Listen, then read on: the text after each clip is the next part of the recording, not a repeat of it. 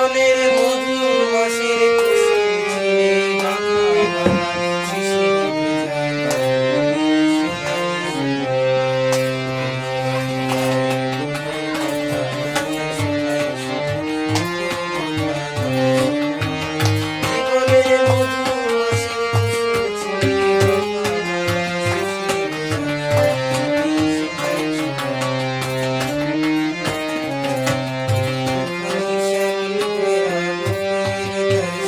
জোরে করো, জোর আওয়াজ করো।